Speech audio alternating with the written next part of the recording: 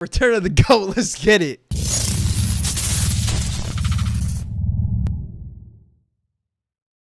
What's up, guys, and welcome back to another video on the channel, man. Today, UFC 285, Return of Jon Jones. Bruh, I'm so excited. let's just jump right into it, man. Bro, for this card, we got to start at the early prelims. We got Ian Gary back. He's 10-0, undefeated. I love the way that Ian just carries himself. The way he fights, his striking is incredible. So this is definitely a fight I'm definitely looking forward to. As far as the prediction goes, I'm going Ian Gary. I think he stays undefeated, but hopefully this is a really good fight, man. But now moving on to the prelims, I cannot believe that this fight is the prelims, man. Yo, honestly, fights like this and even the Cody Garbrandt and Jon Jones fight, both of these could honestly be on a fight card, a UFC Apex Fight Night card, and they should actually get the love that they deserve, because both of these fights, especially Derek Brunson being back against Dricus Du Plessis, who's coming off of a huge win against Darren Till, I think this fight's gonna be insane. Derek Brunson is getting older, Dricus is coming up, he's younger, he's hungry. So as far as the prediction goes, I'm going with Dricus Du Plessis, but I definitely hope that it's a really good fight. They're both really strong in grappling, so I'm kind of hoping that their grappling kind of evens out and they have to strike each other. I think that would be amazing. But yeah, I really do hope this fight's lit. Next, we got the return of Cody Garbrandt against Jon Jones. Like I said, bro, if this was in the UFC Apex at a fight night, it would have definitely get the love it deserves. Jon Jones is coming off of 3 losses, so hopefully Cody can actually bounce back after his losses. Personally, I am definitely rooting for Cody Garbrandt. I'm just a fan of his. So yeah, man, definitely I'm gonna be watching this fight, and I hope Cody Garbrandt wins. Finally, onto the main card, we got Bo Nickal versus Jamie Pickett. Bo Nickal, for those of you guys who don't know, did wrestle in Penn State. He's renowned as probably one of the best wrestlers in the country, if not the whole world. Dude's an absolute legend at wrestling, and now he's made the transition over to MMA. His record is technically 3-0. He was in the Dana White Contender Series. He literally ran through everyone he was against. Now making his debut in the UFC against Jamie Pickett. Now, obviously, this fight is truly just to build Bo up. Jamie Pickett isn't that crazy of a fighter. He's just a really good veteran. And for Bo, with his UFC debut, if he is able to beat him, his record for one is definitely undefeated. But then also he can actually move on and fight tougher competition, and the UFC can just build him up to eventually, hopefully, fight for a belt, or at least be a top 5 contender or something. I mean, me personally, I'm just really excited to see how Bo actually does with the crowd facing an actual UFC veteran. I'm very curious to see if we get a first round finish, or if he's actually tested and he actually needs to win by decision and actually compete all 3 rounds. I think it'd be super dope to see. As far as the prediction goes, I'm going with Bo Nickal. And yeah, man, hopefully this is a lit fight. Now this fight, potential fight of the night. We got Matisse Gamrot versus Jalen Turner. Both of these dudes are absolute monsters. Gamrot is a beast at grappling. Dude is so nice. Jalen Turner is 6'3", which is the tallest in the lightweight division. Dude's huge, and his striking is really good. I love the way he's able to use his range properly, and even when he goes down on the ground, even his last fight, Jalen got a rear naked choke or something. So dude's an absolute monster.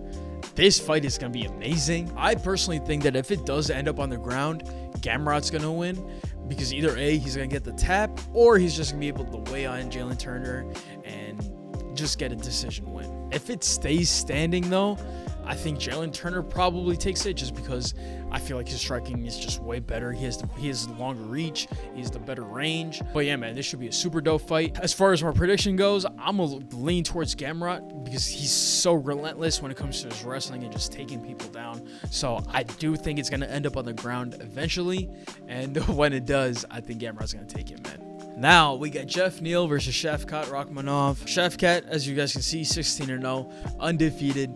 Dude's an absolute monster. But he is going up against Jeff Neal, who in his last time out did beat Vicente Luque, who's a really good welterweight as well. But bro, this fight, Shavkat, from what I've seen, he's 16-0, and he's basically knocked everyone out in all of his fights.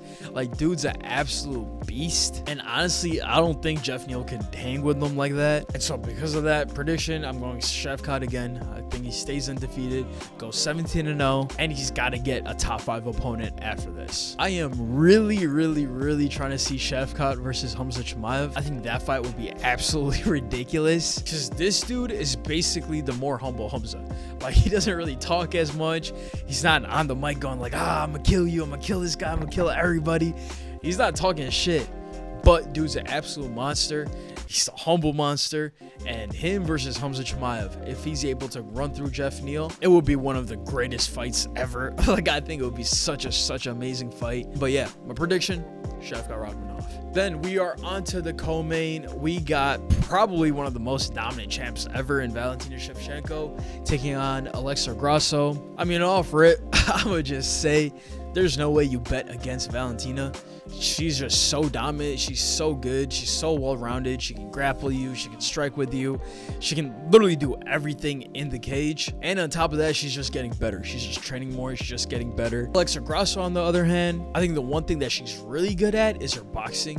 Her boxing is super crisp, is super clean. Her striking as a whole is incredible, but Valentina's just a different monster, man. Like, honestly, I see her being a champ for a very long time. Even though her last fight with Talia Santos was definitely her toughest fight, she was still able to win. And bro, she's the ultimate beast, man. So now let's move on to the heavyweights, man. You got the return of the motherfucking GOAT, man, Jon Jones. Man, this fight is so interesting just because there's so many different pieces involved in it. Obviously, Jon Jones hasn't fought in 3 years. Also, he's moving up a division, so no one really knows how good he's gonna be able to handle like heavyweight punches, heavyweight strikes, heavyweight weight. I'm very curious to see how Jon Jones even moves. Like, is he gonna be moving like a lightweight? Is he gonna be moving like the last time we saw him?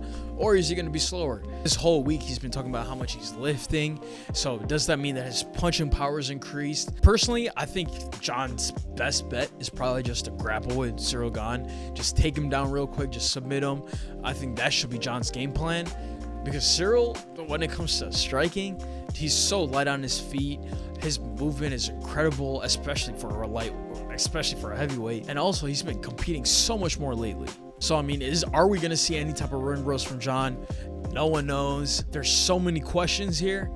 But bro, this fight, when I tell you, I haven't been this excited for a fight in so long. This shit's gonna be crazy.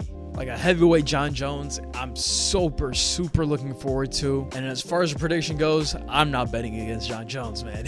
I definitely think that Jon Jones takes it. I'm just very curious to see how he looks standing. I think his grappling game is probably going to be pretty solid. Dude's a legit wrestler. But when it comes to striking, especially if the fight ends up going to like the 4th or 5th round, I want to see what his cardio's like. What's his endurance like? Like, is he able to just keep going like the Jon Jones we're used to? Or is there some type of drop off? Is he slower a little bit? There's so many questions here, and all that shit gets answered on Saturday. So looking forward to it, man. So yeah, guys, my picks are in. I'm going Jon Bones Jones. Let me know in the comments what you guys think, who you guys got winning. Like I said, man, this whole card is honestly insane. And just to round it out, we got the GOAT coming back. Like, this is a must watch. I'm super looking forward to Saturday, man. And with that, be sure to check out all the links in the description, man. It leads to something I'm working on. Like, comment, subscribe, all that good stuff. Daily shorts. So definitely check those out. Literally posting a short every single day on my Instagram, TikTok, as well as on YouTube. So check all that out. With that, I'm out of here, man. Peace.